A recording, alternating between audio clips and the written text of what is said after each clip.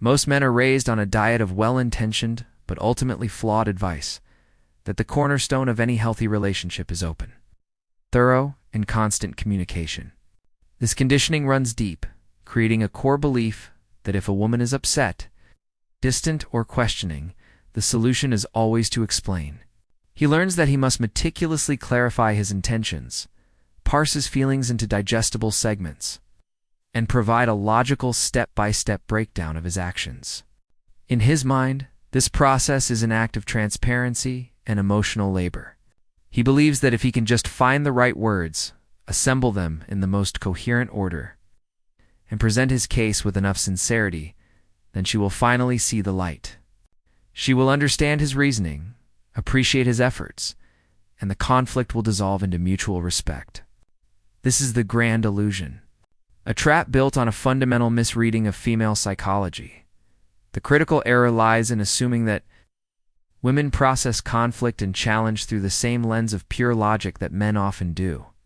But the reality is that in moments of emotional charge or tension, women are not primarily auditing your words for factual consistency.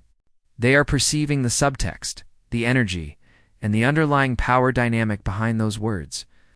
When you launch into a detailed justification, you are not just transmitting information. You are, whether you realize it or not, sending a hidden meta-message. That message is one of neediness and a lack of self-containment. You are broadcasting that your own internal validation is insufficient, that you require her stamp of approval on your choices to feel secure in them. Every "let me explain why I did that" is subtly heard as "I need you to agree with my actions for me to feel they were correct." This immediately frames the interaction not as a conversation between equals, but as a submission of your judgment for her review.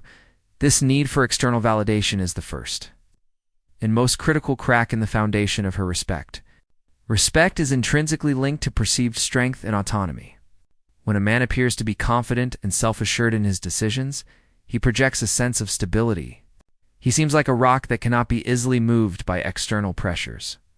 The moment he begins to over-explain, that image shatters. He reveals that he is in fact easily moved specifically by her disapproval. He shows that her opinion holds more power over his emotional state than his own conviction does. What he intends as clarity, she perceives as weakness. She doesn't hear the elegant logic of your reasoning. She hears the faint tremor of insecurity beneath it. She doesn't see a man standing firm on his principles. She sees a man who is desperate to be understood because he doubts himself. This is the brutal, hidden truth. The very act you believe is building a bridge of understanding is often the one that dismantles the pillar of her attraction.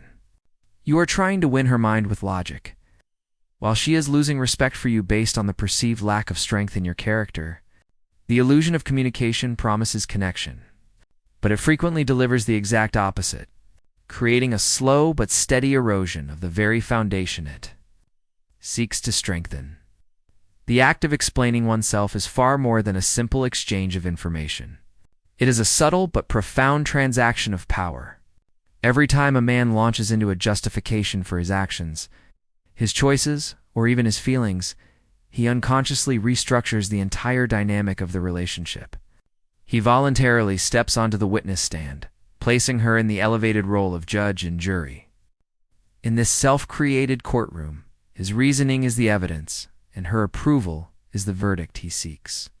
This shift is rarely intentional, but its consequences are inevitable. By framing the interaction this way, he implicitly grants her authority over his decisions, authority she may not have asked for, but will almost certainly learn to use. He is sending a clear signal. My sense of rightness is not complete until you validate it.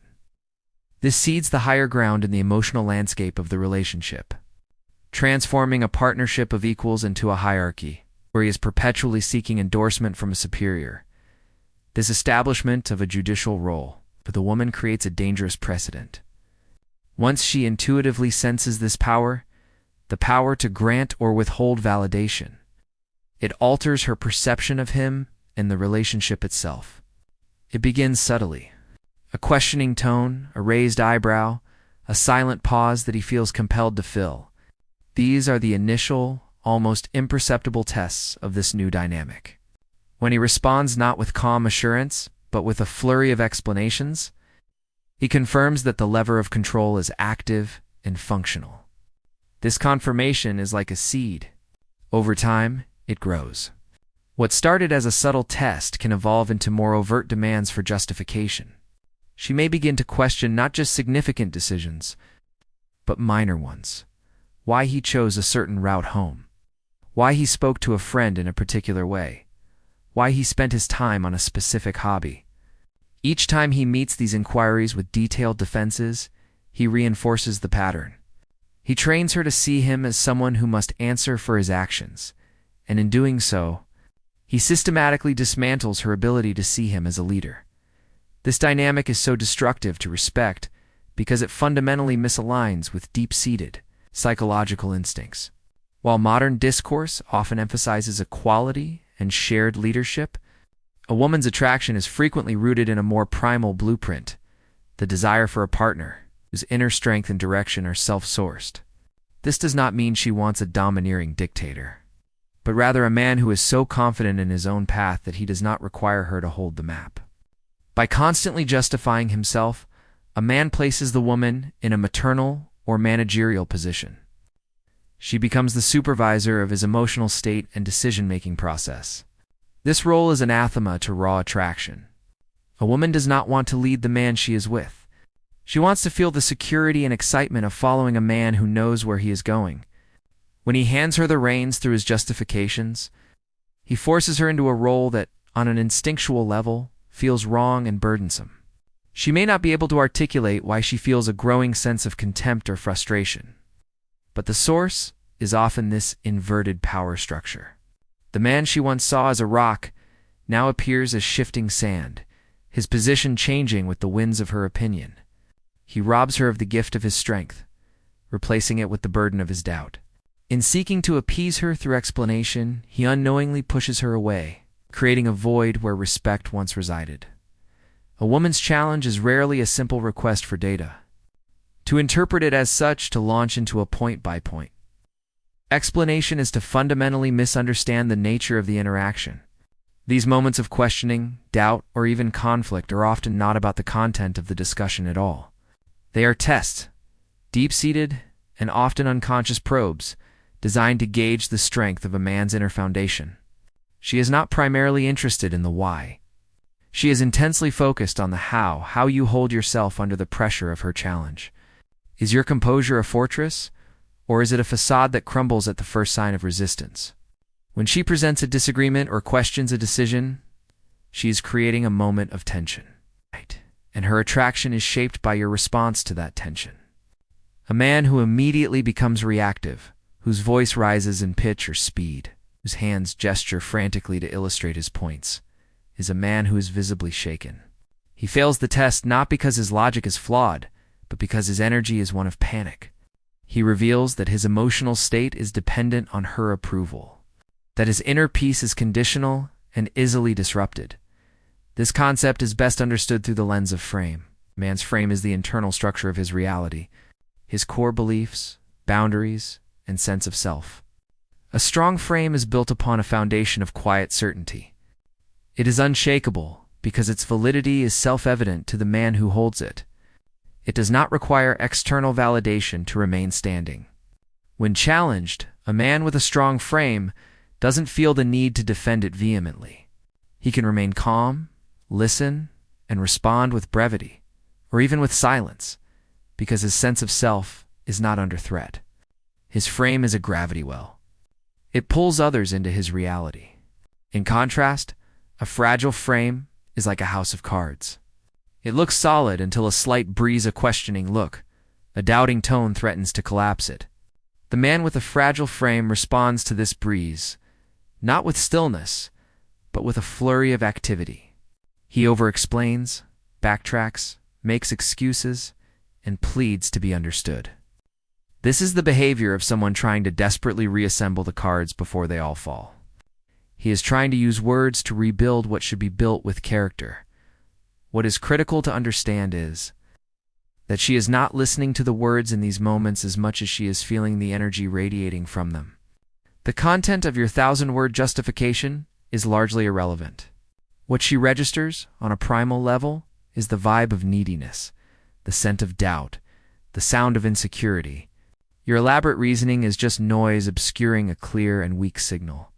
The man who passes these tests is not the one who delivers the most eloquent speech. He is the one who says very little. His power lies in his non-reactivity.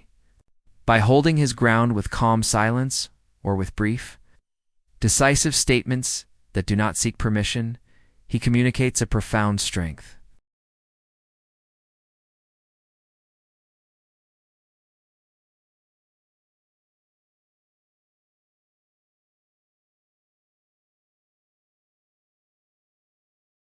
He demonstrates that his emotional center is stable and self-contained. This is what makes her feel safe.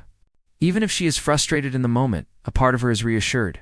She is pushed against him and found him solid, immovable. This creates a powerful attraction, for it signals that in a world of chaos, he is a source of order. He is not adding to the storm of her emotions. He is the anchor that can hold them. Every time a man chooses calm composure over frantic explanation, he is not just ending an argument. He is passing a test and building a deeper, more instinctual level of respect. In a world that often mistakes noise for substance, the disciplined use of silence and restraint becomes a revolutionary act of power. For the man who has fallen into the trap of over-explanation, silence can feel like a void that must be filled, an admission of guilt, or a form of cold detachment. In reality, it is the opposite. When wielded with intention, silence is not an absence of communication, but a profound form of it. It communicates self-containment, confidence, and an emotional center that is unshakable. In the face of a challenge or an emotional storm, the man who remains quiet is broadcasting a critical message. I am not so desperate for your approval that I will abandon my own composure to win it. This unsettles the dynamic in a powerful way. She expects a defense. She is prepared for a debate. When you offer neither, you flip the script entirely. You refuse to play the game on her terms, forcing her to either escalate unreasonably or to sit with her own thoughts in the quiet space you have created. This calm presence is far more intimidating to doubt than a wall of words ever could be, for it cannot be argued with or dismantled. This strategic restraint is the engine of mystery, and mystery is the lifeblood of sustained attraction. A man who explains every decision, unpacks every feeling, and justifies every action effectively hands her a complete user manual to his psyche. There are no hidden chapters, no unanswered questions, no intriguing shadows. She knows him entirely, and in that total knowledge, curiosity dies. There is nothing left for her to discover, nothing to ponder when he is not around. The man who practices restraint, however, operates differently. He shares from a place of abundance, not necessity. He does not dilute his actions or words with a flood of context. When he acts decisively without a lengthy preamble, she is left to wonder about the certainty that drives him. When he offers a brief statement without a justifying backstory, she is left to interpret its depth. This wondering is not a passive event. It is an active process that keeps him alive and circulating in her mind. She replays his actions, analyzes his few words, and tries to solve the puzzle of his confidence. This mental engagement is a form of investment, and the more she invests her thoughts in him, the deeper her attraction grows.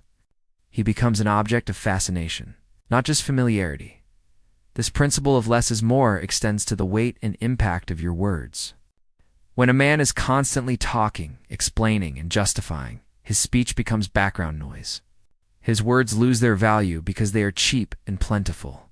They carry no consequence because they are often retracted, amended, or clarified moments later. In contrast, the man who speaks sparingly ensures that when he does break his silence, people lean in to listen. His words are scarce, and therefore they are perceived as valuable. Each statement carries more weight, more intention, and more power. She realizes that if he has chosen to speak, it is because he has something meaningful to say. It's not because he is scrambling to manage her emotions or seek her validation. This contrast amplifies his presence immensely. He is no longer a source of exhausting emotional noise, but a source of valuable, considered insight. His silence becomes the canvas that makes his words stand out in stark, memorable relief. He learns that true influence is not about the volume of speech, but about the potency of a well-timed, confidently delivered truth that stands on its own. Without a parade of justifications following behind it, the journey culminates not in a vow of perpetual silence, but in a profound transformation of intent. The goal is to become a man of such unshakable, internal conviction that the compulsive need for external validation simply withers away. This is the forging of a character that commands respect, not by demanding it, but by embodying it so completely that it becomes the only logical response. The distinction is critical. It is not that you never communicate, share your thoughts, or let her into your world. The fault line lies in the why behind your words. Are you speaking from a place of abundance, sharing a part of your reality as a gift, with no attachment to how it is received? Or are you speaking from a place of scarcity and fear, fear of being misunderstood, fear of conflict, the visceral fear of losing her if she doesn't approve of your reasoning? Women are exquisitely attuned to this difference. They can feel it in the tension in your voice, the pleading in your eyes, the way your sentences trail off as if waiting for her permission to continue. Speech from abundance radiates confidence and self-containment. Speech from scarcity radiates weakness and neediness, and no amount of logical eloquence can mask that underlying signal. This path requires a radical shift. You must stop trying to make her understand you. This is one of the most difficult hurdles for a man to cross. He has been taught that being understood is the pinnacle of intimacy. But in the pursuit of being understood, he often sacrifices being respected.